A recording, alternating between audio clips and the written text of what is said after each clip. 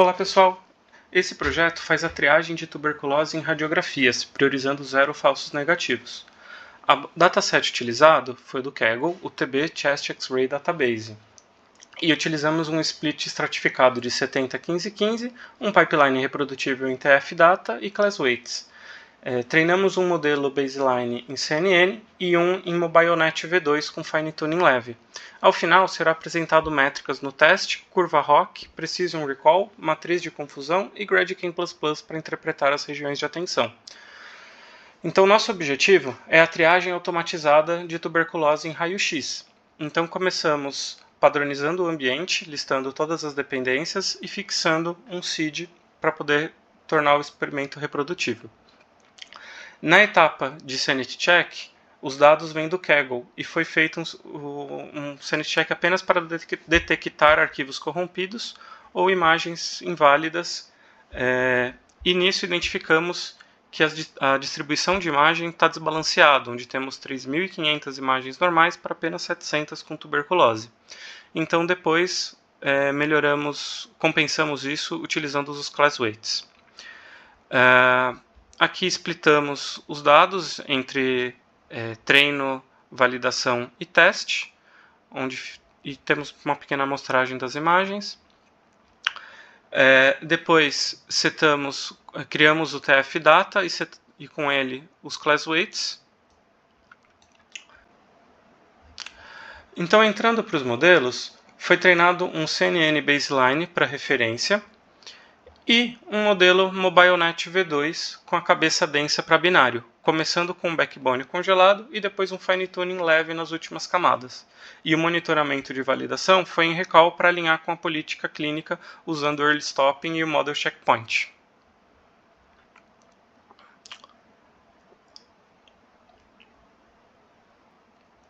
Na etapa de avaliação, varremos os limiares de 0.01 a 0.99 na validação, filtrando os pontos com falso negativo igual a 0 e escolhemos aquele com o menor falso positivo. E esse valor foi 0.36 de threshold. Então, congelamos esse limiar para ele ficar igual para os testes. E aí, entrando aqui nas curvas ROC e de Precision Recall, as curvas confirmam separabilidade alta. Então, a AUC foi aproximadamente 0,99 e a P elevado na PR. E isso é coerente com as métricas de teste. E aplicando o threshold de 0,36 no teste, nós obtivemos essa linha aqui de valores. Então, uma acurácia de 0,98, uma precisão de 0,92, o recall de 1, a especificidade de 0,98. E importante notar que aqui na matriz de confusão não temos nenhum caso de falso negativo como planejado. Então, entrando aqui na análise de GradCam, nós temos aqui um mapa de calor de onde cada modelo focou mais atenção, e aí vemos que no CNN algumas marcações de lado do paciente acabaram levando muita atenção do modelo, o que com certeza interferiu muito nas métricas, porém não encontramos uma maneira sadia de remover essa marcação. O modelo que nós tentamos acabou interferindo com os pulmões, então achamos melhor, por se tratar de quadros clínicos, não interferir na imagem.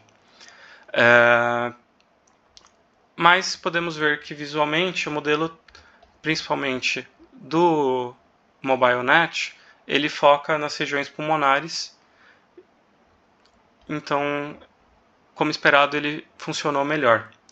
E aí, então, como conclusão, nós temos que uma política de falsos negativos igual a 0 foi respeitada no teste, com um threshold de 0,36, tendo um custo de apenas 8 falsos positivos. O desempenho global foi alto, foi 0,99 e consistente com as curvas, e as explicações pelo GradCam foram coerentes, sem foco dominante fora do tórax.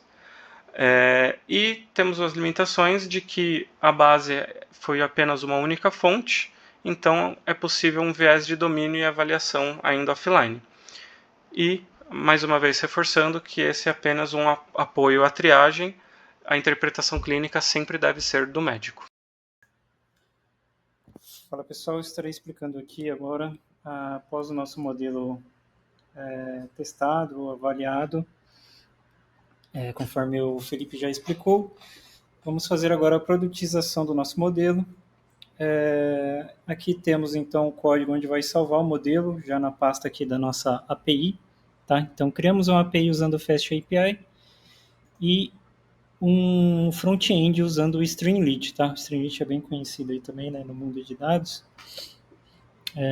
Por ser simples, né, e fácil de subir uma aplicação front-end.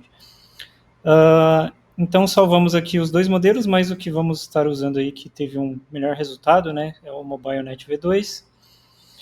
Então aqui, né, no relatório, no notebook aqui temos algumas prints, né, já do front-end, mas no README no README aqui do repositório a gente tem como fazer a instalação do projeto, tá? Então precisa ali do Python, do Docker Compose instalado. Para treinar o modelo, né, no Mac, só complementando essa parte aqui, que eu tive problemas no Mac, seria bom instalar aqui com o Conda para poder instalar esse TensorFlow Metal, que aí a gente tem acesso ao GPU, senão fica muito lento ali para treinar o modelo, fica meio inviável. Então, setup no Mac, siga as instruções aqui, tá? Para poder treinar o modelo corretamente. Até deixei um script aqui para fazer a validação do setup da máquina, se está tudo certo.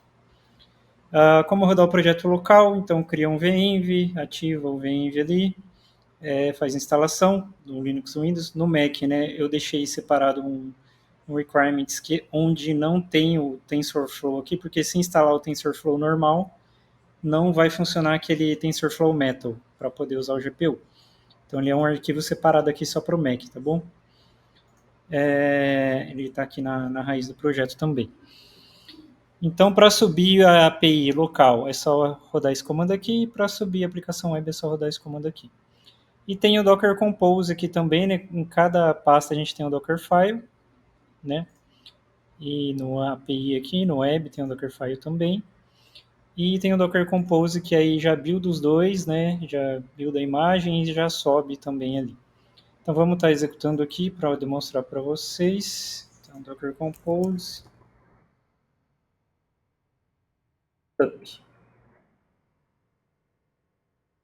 Note que o web já subiu, o API demora um pouquinho, por quê? Deixa eu demonstrar aqui no código da API. Opa, tá aqui, bem. Aqui, ó, assim que sobe o server, a gente colocou para ele já carregar o modelo, né, para otimizar o tempo ali. E a gente só tem um endpoint, né, que é esse Analyze Images, onde é feito o upload das imagens. E aí ele tem um parâmetro aqui que chama Probability Threshold, que aí o usuário, né, no front-end, ele pode definir ali qual que é o threshold da probabilidade que ele vai usar. O padrão a gente deixou 91, ele pode aumentar ou diminuir. Tá bom? E aqui, ó, a gente usa, né, essa probabilidade, o probability threshold. Então, se a probabilidade, né, do que foi analisado com o modelo ali, aqui só um detalhe é que a gente carrega o modelo, se já não está carregado, vai que deu algum problema aqui, né, na hora de carregar, ou, sei lá, por algum motivo perdeu ali a referência daquele modelo que já tinha sido carregado. Então aqui, se não tiver carregado, ele carrega novamente o modelo aqui. E aí faz o predict aqui da imagem, né, que foi feito o upload, ou imagens, né, a gente pode subir mais de uma imagem, né, como vocês podem ver aqui. Eu vou demonstrar no front-end já, e para cada imagem eu coloco aqui o resultado, né, o resultado da API vai ser um JSON ali, que vai ter para cada imagem, né, esse body aqui, né, esse formato JSON aqui, que tem o probability, disease detected, né, que é true ou false, e o caminho do arquivo e tudo mais. Ok? Então aqui no web, deixa eu abrir rapidamente aqui só para explicar. Então ele faz o upload aqui, ó, dos arquivos, passando aquele probability threshold. Ok? E aí ele avalia o resultado ali.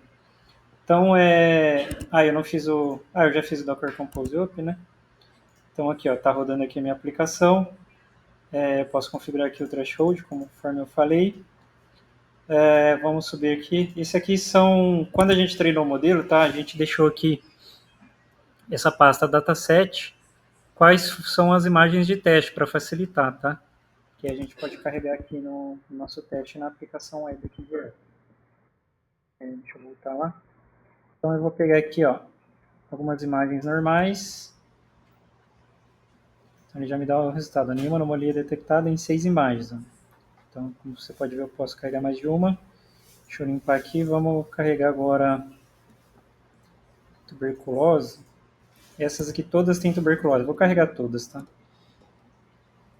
Então, tá fazendo análise aí de imagem por imagem. No final, ele dá o resultado, ó. 105 imagens analisadas, total de imagens com tuberculose detectada, 105 de 105. Então, não teve nenhum falso negativo, tá? Isso é muito importante.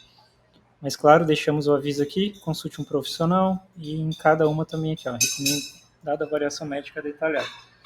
Ok? Então, não teve nenhum falso negativo. A gente pode também voltar lá nas que não tem tuberculose, carregar todas rapidamente. Essa tem um número maior, né? Tá um pouco desbalanceado, mas conforme o Felipe já explicou, a gente fez o balanceamento usando peso nas imagens. Então, tá fazendo envio. Demora só um pouquinho. São 500 imagens, né? Então, demora um pouquinho. Assim que finalizar. Aí. Ok. Então, finalizou, ó. Então, teve alguns falsos positivos, tá? Como eu falei, a gente esperava que não tivesse nenhum falso negativo, porque, né, o paciente não pode ir embora sendo que ele tem uma doença, né? Agora, um paciente que foi detectado uma doença, mas ele não tem, não é um problema que o clínico vai fazer uma análise de qualquer forma. Ok, então, só para mostrar aqui, né? Então, algumas aqui não foi detectada, uma aqui, ó. Então, pode ver, ó, ele deu 94%. E aí até o usuário pode definir um threshold maior aqui, né? Eu quero um threshold de 97, né? Então, com isso, ele faz a avaliação novamente aqui dessas mesmas imagens. Com isso, ele pode ajustar ali conforme a necessidade, o que ele vê nos resultados ali, para diminuir os falsos positivos também. Então é isso, pessoal. Só esperar essa conclusão aqui. A gente vê se diminuiu já, né? Acho que vai demorar mais um pouquinho.